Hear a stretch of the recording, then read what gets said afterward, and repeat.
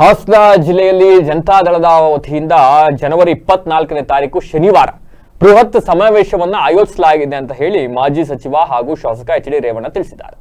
ಪತ್ರಿಕಾಗೋಷ್ಠಿಯಲ್ಲಿ ಮಾತನಾಡಿದ ಅವರು, ಈ ಸಮಾವೇಶದಲ್ಲಿ ಮಾಜಿ ಪ್ರಧಾನಿ ಎಚ್ ಡಿ ದೇವೇಗೌಡರು, ಕೇಂದ್ರ ಸಚಿವರಾದಂತಹ ಎಚ್ ಡಿ ಕುಮಾರಸ್ವಾಮಿ ಅವರು, ಯುವ ಜೆಡಿಎಸ್ ನಾಯಕ ನಿಖಿಲ್ ಕುಮಾರಸ್ವಾಮಿ, ಹಾಲಿ ಶಾಸಕರು, ಮಾಜಿ ಶಾಸಕರು, ಕೋರ್ ಕಮಿಟಿ ಅಧ್ಯಕ್ಷರು ಸೇರಿದಂತೆ ವಿವಿಧ ತಾಲೂಕುಗಳಿಂದ ಸಾವಿರಾರು ಕಾರ್ಯಕರ್ತರು ಭಾಗವಹಿಸಲಿದ್ದಾರೆ. ಸುಮಾರು 2 ಲಕ್ಷ ಮಂದಿ ಸೇರುವ ನಿರೀಕ್ಷೆ ಇದೆ.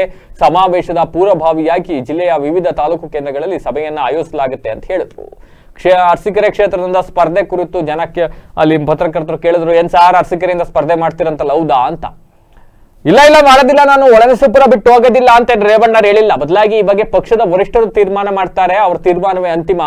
ಯಾರ್ ಪಕ್ಷದ ವರಿಷ್ಠರು? ನಿಮ್ ತಂದೆ ಅಲ್ವೇ? ನೀವ್ ಹೇಳ್ದಂಗೆ ಅವರು ಕೇಳೋದಲ್ವೇ? ಆಯ್ತು, ರೇವಣ್ಣ ಅವ್ರು ಹೇಳಿರೋದು ಹೇಳೋಣ. ಅರಸೀಕೆರೆ ಕಾರ್ಯಕರ್ತರು ಭೇಟಿ ಮಾಡೋದು ಸತ್ಯ, ಆದ್ರೆ ಮುಂದಿನ ದಿನಗಳಲ್ಲಿ ರಾಜಕೀಯ ನಡೆ ಬಗ್ಗೆ ಹಿರಿಯ ನಾಯಕರು ನಿರ್ಧಾರ ಮಾಡ್ತಾರೆ, ಅವ್ರು ಏನ್ ಹೇಳ್ತಾರೆ ಅದಕ್ಕೆ ನಾನು ಬಾಧ್ಯ ಅಂತ ಹೇಳ್ಕೊಂಡಿದ್ದಾರೆ. ಆಯ್ತು, ಜಿಲ್ಲೆಯಲ್ಲಿ ಪ್ರಾದೇಶಿಕ ಪಕ್ಷ ಬೆಳವಣಿಗೆಗೆ ಎಲ್ಲರ ಸಹಕಾರ ಅಗತ್ಯ ಇದೆ. ಆ ನಿಟ್ಟಿನಲ್ಲಿ ಈ ತರದೊಂದು ಸಮಾವೇಶ ಮಾಡ್ತಾ ಇದೀವಿ, ದಯವಿಟ್ಟು ಎಲ್ಲರೂ ಬಂದು ಸಹಕಾರ ನೀಡಿ ಅಂತ ಕೇಳ್ಕೊಂಡಿದ್ದಾರೆ. ಈ ಸಂದರ್ಭದಲ್ಲಿ ಶಾಸಕ ಸ್ವರೂಪ್ ಪ್ರಕಾಶ್, ನಗರ ಪಾಲಿಕೆ ಮಾಜಿ ಮೇಯರ್ ಗಿರೀಶ್ ಚನ್ವೀರಪ್ಪ, ಸತೀಶ್ ಜೈರಾಮ್ ಇನ್ನಿತರರು ಹಾಜರಿದ್ದರು. ಈಗಾಗಲೇ ರಾಷ್ಟ್ರೀಯ ಅಧ್ಯಕ್ಷರಾದಂಥ ಸನ್ಮಾನ್ಯ ದೇವೇಗೌಡರು ಹಾಸನದಲ್ಲಿ ಒಂದು ಪೂರ್ವಭಾವಿ ಸಭೆ ಮಾಡೋಗಿ 24ಕ್ಕೆ ನಮ್ಮ ಜಿಲ್ಲೆಯ ಕಾರ್ಯಕರ್ತರ ಸಭೆ ಕರಿಬೇಕು ಅಂತ ಹೇಳಿ ಒಂದು ನಿರ್ದೇಶನ ಕೊಟ್ಟಿದೆ ನಮ್ಮ ಪಕ್ಷದ ರಾಷ್ಟ್ರೀಯ ಅಧ್ಯಕ್ಷರು.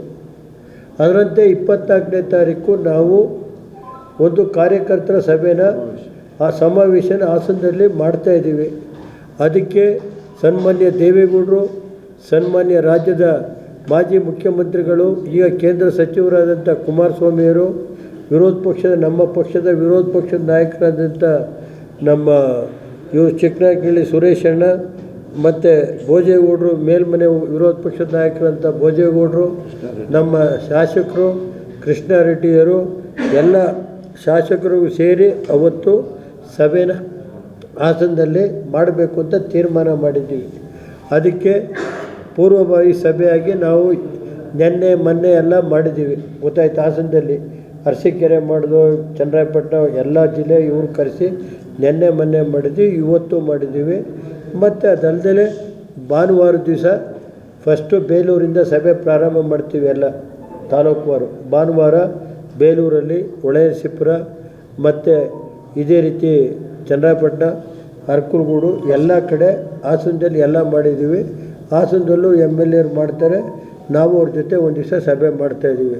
ಇಷ್ಟನ್ನು ಹೇಳಿ ನಾವು ಇಷ್ಟೇ, ನಮ್ಮ ಪಕ್ಷದ ಸಂಘಟನೆ ಕಳೆದ 2 ವರ್ಷ ಆಯಿತು, 2.5 ವರ್ಷ ಸರ್ಕಾರ ಬಂದು ನಮ್ಮ ಈ ಜಿಲ್ಲೆಯ ಏನು ಇಂದಿನ ಸರ್ಕಾರದಲ್ಲಿ ಮಾಡಿರೋದಿರ್ಬೋದು ಅಥವಾ ಕೇಂದ್ರ ಸರ್ಕಾರದ್ದಿರ್ಬೋದು, ಆ ಕೆಲಸಗಳ ಬಗ್ಗೆ ಪಕ್ಷದ ಕಾರ್ಯಕರ್ತರಿಗೆ ಆಗು ಹೋಗೋಗಳ ಬಗ್ಗೆ ನಾವು ಪಕ್ಷ ಸಂಘಟನೆ ಮಾಡೋದಕ್ಕೋಸ್ಕರ ನಮ್ಮ ಪಕ್ಷದ